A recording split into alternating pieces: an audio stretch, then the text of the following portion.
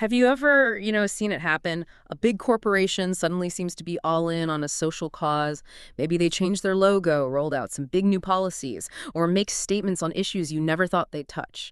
And it can feel pretty significant, right? Like maybe business is finally stepping up, getting aligned with progress, a real partner. But then maybe you get that little nagging feeling, is this genuine or is there something else going on, something more strategic? That's such a key question, and it often leaves you feeling a bit uncertain, maybe even confused. You see these big shifts in messaging, these pivots in how they present themselves, and you just have to wonder what's really driving it. Is it, a real change of heart, shared values, or is it more calculated, like you said? Exactly. And that's precisely what we're diving into today. We've been reading this really potent and frankly quite eye-opening document. It's called The Corporate Collaborators: How Corporations Ally with Movements Only to Drain Them, Discard Them, and Return to What They've Always Been. And let me tell you, it's not just some dry academic piece. It's a pretty stark look at the power dynamics between, say, social movements and the corporate world. Yeah, our goal today is really to get past the shiny PR stuff, to pull out the core ideas from this document. We want to understand what's actually going on when companies engage with social movements. What does it mean for the movement? And honestly, what does it mean for us as individuals, employees, consumers? We're trying to uncover the surprising facts, the real motivations, and the impact, which often gets missed. Because, just to give you a little preview, the central idea here is pretty provocative. It basically argues that this corporate alliance, you see, it's not really about shared values. It's all about survival, corporate survival. Protecting capital, that's the bottom line, according to this. So we're going to try and peel back the layers on this whole dynamic. It's complex, yeah, and maybe a bit unsettling. It definitely challenges some common assumptions, I think, Yeah. about corporate responsibility, social change, all of it. So yeah, let's unpack it. Okay, let's start where the document starts, with what it calls the initial surge. This idea that corporations act like adaptive organisms when a big social movement really takes off. Think about recent years, right? We've seen massive cultural shifts, protests for racial justice, huge calls for climate action. In those moments, these movements burst onto the scene with so much energy. They have demands, justice, inclusion, big changes. They feel unstoppable. And what's really fascinating from this document's viewpoint is how corporations react, almost instinctively. When these movements gain steam, get public attention, demand change, corporations, well, they rarely just fight back directly, at least not initially. Instead, it seems like they almost scramble to line up and declare they're on board. You see new policies pop up overnight, new flags being flown, literally and figuratively, new codes of conduct. Their whole PR machine kicks in, crafting this image, we're on the right side of history. We're partners with the public. It's this quick, almost coordinated embrace. It really does feel like that sometimes. Like they're all rushing to show they're aligned. One company makes a statement, then boom, boom, boom, others follow. Creates this feeling of a united front. But this document throws cold water on that right away. It says this partnership, it's explicitly not about shared values. It really questions if corporations even can act morally. And that's where the core argument really locks in. It forces you to rethink how you see corporate social action. It states pretty bluntly that corporations aren't moral actors like people or nonprofits. They just aren't built that way. They're described as adaptive organisms, built for one primary purpose: protect and grow capital, period. Yeah. So when a movement gets powerful, their internal question isn't, what's the right thing to do based on our values? Right. So it's not about ethics. It's a calculation, pure self-interest. How does that play out then when they decide how to respond? Exactly. The question becomes, what's safe? Or maybe more like, what's going to cost us less? They weigh the cost of fighting the movement. Boycotts, bad PR, maybe new regulations coming down the pike against the cost of just going along with it. If fighting back looks riskier to the bottom line, to their ability to operate, then compliance is the safer bet, the more profitable path. So that's the path they take. It's pure cost benefit, not conviction. And that leads to this really vivid analogy the document uses. I found this really stuck with me. It says, corporations are like Afghan leaders during foreign occupation. They nod, smile, and mirror whatever the invader demands. And they profit while the tide is high, knowing it will recede. Wow. That just strips away any idea of genuine allyship, doesn't it? It suggests it's all temporary appeasement. It's a powerful metaphor, yeah. Stark, even. Yeah. Because it just dismantles that illusion of shared purpose right away. It points to this really pragmatic, maybe even cynical strategy. Appease, survive, profit while you can, ride the wave, because they understand deep down that the pressure, the invasion, is temporary. It will recede. And that insight, that really sets the stage for understanding who corporations really answer to. It's not the movement. Which takes us straight into the next big piece, unmasking loyalty. The argument here is, if you want to understand why companies act the way they do, especially around social issues, you have to grasp their actual hierarchy of loyalty. And it's layered. And maybe surprisingly for some, customers, we're not at the top. Not even close, apparently. Yeah, that really challenges the old customer's king idea, doesn't it? This document says, operationally, that's just not how it works, right at the very top. It puts shareholders, financiers, and regulators. Unequivocally, these are the ones providing the capital, the investment, the money that makes everything run. And they provide the legal framework, the licenses to operate. Without them, the corporation basically ceases to exist or certainly can't grow. So their interests, absolutely paramount. They're the ultimate priority. So follow the money and follow the rules. That makes sense from a purely business view, but it forces you to rethink who they're really trying to keep happy. It's not necessarily the person buying the coffee or the car. Absolutely not, primarily. And then just below that top tier, you have the executives and their main job, their mandate. Protect and grow that capital for the shareholders and financiers, and navigate the regulators. They're the guardians of the capital, you could say. Their jobs, their bonuses depend on it. Okay, so where do customers fit in? If they're not king, what are they? Because companies talk about customers all the time. Well, the document says they're far down the list. Important, yes, because they generate revenue, which feeds the capital growth. But their importance is kind of secondary, instrumental. It serves the higher goal of satisfying capital providers and regulators. And here's the kicker, the really stark part. Movements, activists, ideals, they are not on the list at all. Whoa. Not on the list at all. That's blunt. So if they're not even on the loyalty list, why bother with all the statements, the campaigns, the DEI initiatives? Why engage? That's the crucial point about how they engage. The document argues these external things, movements, activists, public opinion, they only matter if they directly threaten those top priorities, capital and compliance. Their influence is purely leverage. It's instrumental.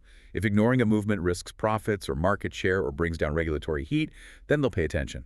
But it's always transactional. It's not about believing in the cause. That transactional nature comes through so clearly in the examples given, like ESG, environmental, social, governance stuff.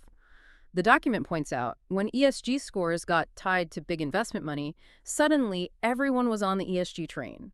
It wasn't necessarily a sudden burst of eco-consciousness driving it, was it? Not from this perspective, no. It was a direct response to a massive financial incentive. Huge investors started demanding it. ESG funds popped up everywhere. Governments pushed it. If you wanted access to that capital, better loan terms, maybe even avoid shareholder revolts, you had to play the ESG game. It became strategically essential. Same with DEI, diversity, equity, and inclusion. When it looked like DEI compliance could open up new markets, maybe win government contracts, attract certain investors, DEI budgets suddenly got huge. Again, not necessarily driven by a deep moral conviction, but by tangible market advantages, access to capital, and pride campaigns. When they were seen as good PR, hitting a growing market segment without much risk, boom, rainbow logos everywhere. It paints a very clinical picture. These aren't moral breakthroughs, they're transactions. I remember that quote from GE's Jeff Immelt, "Green makes us green." That just says it all, really. It's about the financial benefit, not saving the planet for its own sake. Exactly. And understanding that true loyalty hierarchy and that transactional mindset is absolutely key. Because if you don't grasp that, then the way corporate allyship seems to just evaporate later on. It doesn't make sense. But if you see it as transactional from the start, then the fleeting nature, the hollowness people feel later, it's perfectly logical. It was never about shared values to begin with. And that fleeting quality leads right into the next big theme. The illusion shatters. The document highlights what it sees as a huge mistake movements often make. They mistake this compliance for allyship. They start to believe the corporate smile is genuine, the statements are real, the new policies are permanent changes. Right. And the source really emphasizes this is a critical and ultimately pretty painful misreading of the situation. It describes this apparent moral alignment not as real corporate belief, but as a mask, a temporary facade. And crucially, the loyalty shown, that smile, is totally conditional. It's not who they are, it's a role they play when the circumstances demand it. So the mask stays on only as long as it helps the bottom line. That really hammers home the transactional point again. The cost-benefit analysis never stops running. Precisely. And the document explains, when those conditions change, and they always do, the mask comes off. Fast. What kind of changes? Well, maybe capital gets tight, less free money floating around for things deemed extra, or regulators back off so the compliance pressure eases. Or, maybe most visibly, consumers push back hard against a particular stance, creating a financial reason not to be aligned anymore. When that happens, the corporate face changes, sometimes overnight.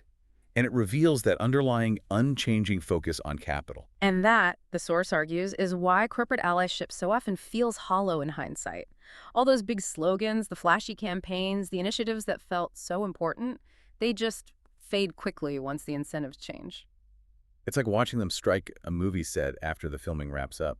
It's almost like a deliberate vanishing act. All that energy the movement poured in, the protests, the meetings, the public pressure to get that corporate buy-in, it's effectively spent, used up. And then, once the pressure's off or the money incentive shifts, the company just quietly rolls back whatever once embraced.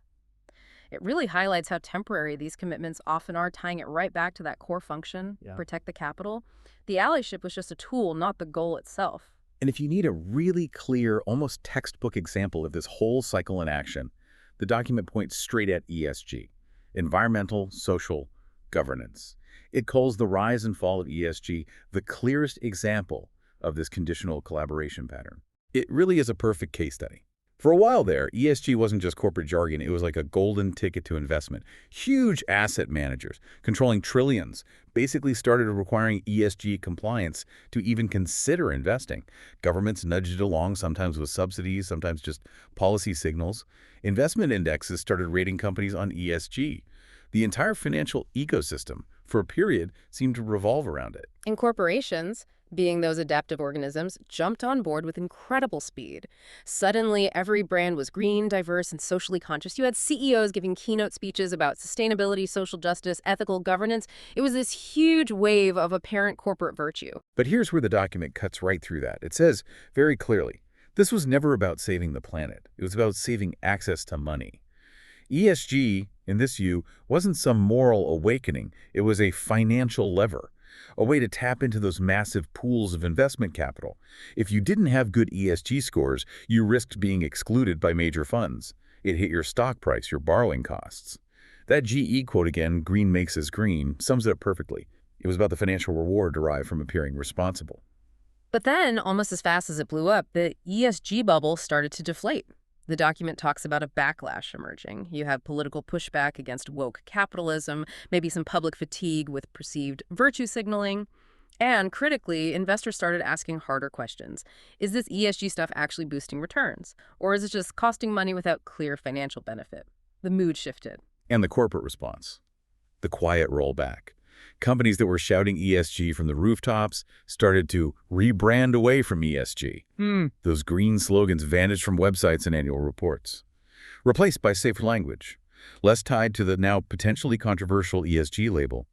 It's a textbook example of the document's whole thesis. Shows how fast priorities change when the money changes. Proves the commitment was transactional, not ideological. A temporary alliance. And this is where it gets really crucial, because the ESG story, it's not presented as some one-off thing. The document argues this is a universal pattern, a predictable cycle that happens with pretty much every cultural wave that gets big enough to make corporations pay attention. Yeah, the predictability is key. The cycle it describes is movements surge, corporations comply, energy drains, rollback begins. It's presented as this consistent loop. You see it again and again across different issues, different times, the initial embrace, the loud declarations. Then, as the pressure fades or the incentives shift, this quiet walking back of commitments. And it lists some really current examples of this rollback. DEI departments, for example. A few years ago, they were booming, seen as absolutely vital, almost untouchable. Now, the source says many are being dismantled or having their budget slashed, often framed as restructuring or efficiency gains. Exactly. Or think about pride campaigns. Remember how they blanketed June just recently? Wall-to-wall rainbows. Now, many have been noticeably scaled back. Maybe less prominent displays, maybe quieter messaging, maybe some companies just opting out entirely. It happens quietly, often just through internal budget shifts or updated marketing rules. And remember all those COVID rules, strict mask policies, social distancing in offices, vaccine mandates enforced with real zeal. Almost all abandoned the minute the public health crisis eased, and keeping them became more costly or inconvenient than dropping them. It's amazing how fast those vanish despite the initial urgency. And even huge issues like climate change. The document notes that corporate enthusiasm for climate initiatives seems to, quote, rise and fall with subsidies and investor pressure. So even something that feels existentially important still seems tied to the immediate financial incentives. If the carbon credits dry up or investors look elsewhere, the corporate commitment can wobble. All these examples just reinforce that core idea. Yeah. Corporations become expert at absorbing energy when it benefits them and discarding it when it does not. They're incredibly good at figuring out what's useful now, good PR, capital access, avoiding fines, and then just letting it go when it's not useful anymore. Mm. The document describes their view of movements as being like temporary occupying forces.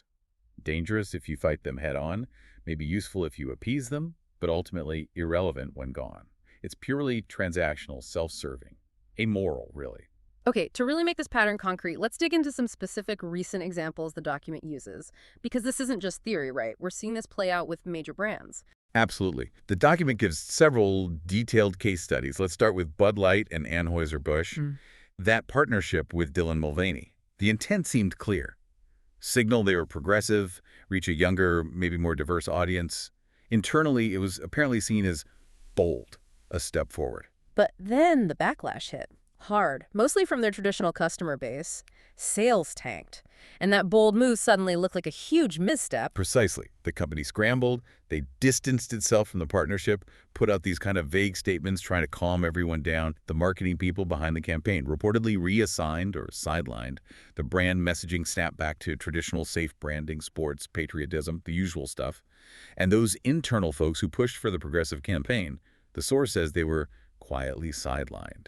Their ideas were suddenly liabilities. Then there's Target. Remember their big Pride Month displays? Very visible, lots of LGBTQ plus themed products. Stuff that, as the source says, was unthinkable in rural stores not long ago. For a moment, it felt like a new normal, like real mainstream acceptance baked into a major retailer. But again, the backlash came. Sales dipped in some areas, there were confrontations in stores, even threats against employees. Target's response. They scaled back displays, moved the Pride merchandise to less prominent areas, off in the back of the store. They softened its public messaging.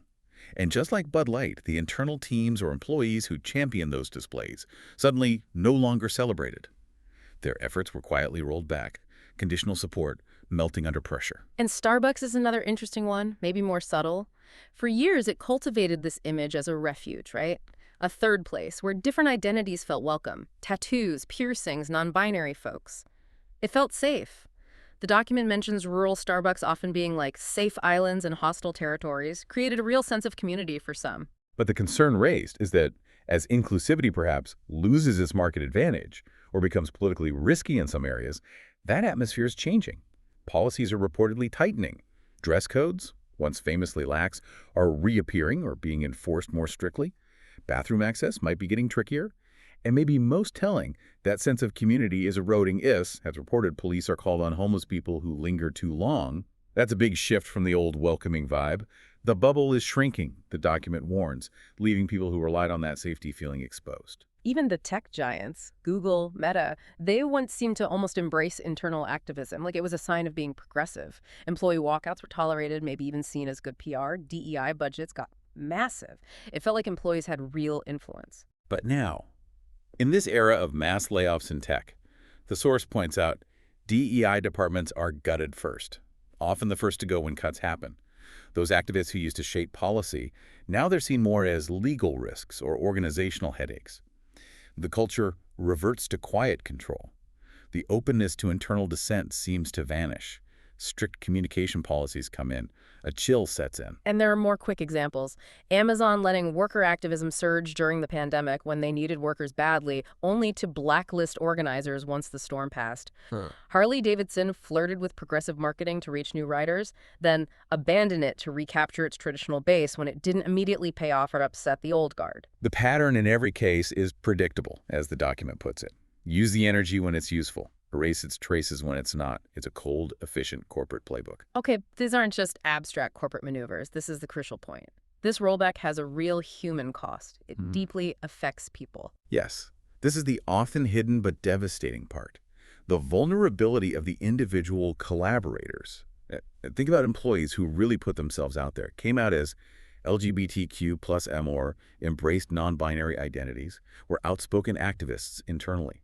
I often did this believing the company's messaging, believing the environment had truly, permanently changed. They were told they were brave, maybe even promoted for it. They built careers, identities, professional networks around this perceived safety and corporate alignment. So they took a risk, trusted the company's allyship, and then the rug gets pulled out from under them when the corporate strategy shifts. That's got to feel like a profound betrayal. Exactly. When the culture snaps back, those individuals are suddenly left exposed. Mm. The very things once celebrated now make them too political, too controversial, or just not a fit anymore. Other companies might hesitate to hire them, seeing them as troublemakers. Even people hailed as heroes during #MeToo or praised during the DEI peak can now carry this stigma of being difficult. It's a quiet kind of blacklisting. Wow. So the movement fades, and the people who are most visible in it are left stranded, marked by choices they cannot take back. Their careers, their professional lives are impacted long term. And this is where that Afghanistan analogy comes back with such force. The document repeats it. Locals who collaborated with foreign armies believed they were building a new future. When the occupiers left, they were punished, abandoned by the forces they served, and resented by the culture they tried to change. It's a stark comparison, but it highlights the brutal personal consequences when that temporary occupation by a movement ends and the corporation reverts to self-interest. The human fallout is immense. That human cost really drives home the document's core argument, the predictable pattern, the unchanging corporate nature.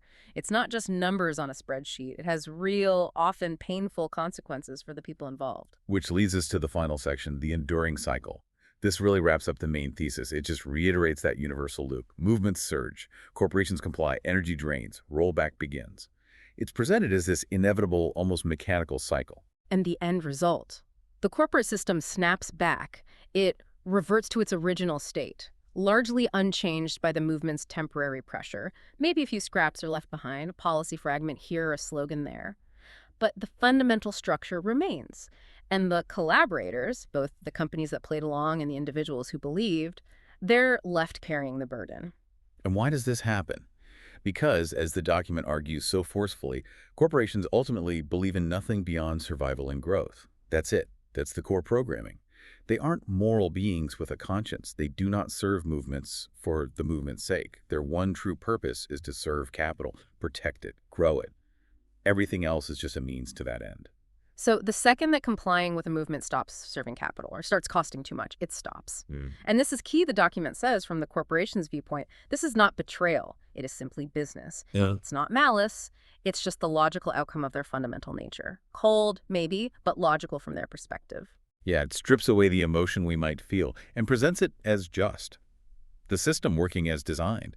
It's a stark assessment, definitely challenges how we might want to see these companies act, and it leads to this final, pretty challenging conclusion about what corporate engagement really means. Right.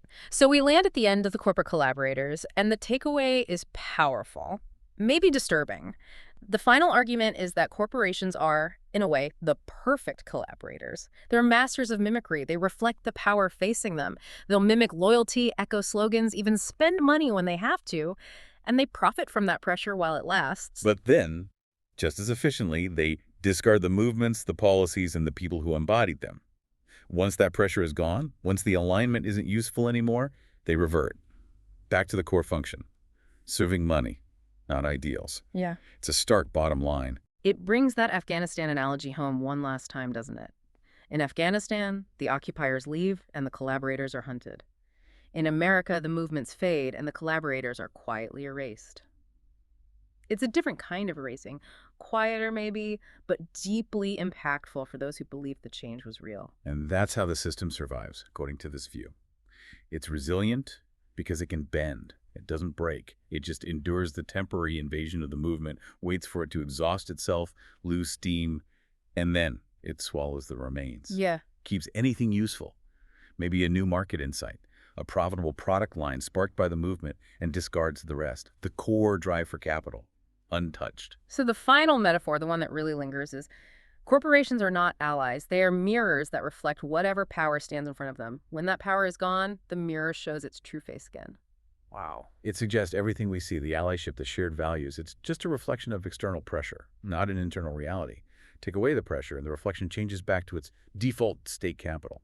So it leaves you thinking, doesn't it? Yeah. The next time you see a big company jump on a cause, change its colors, make big promises, what questions should you be asking yourself about what's really driving it? And how does knowing this maybe change how you think about the real lasting impact of social movements on the corporate world? Definitely something to chew on.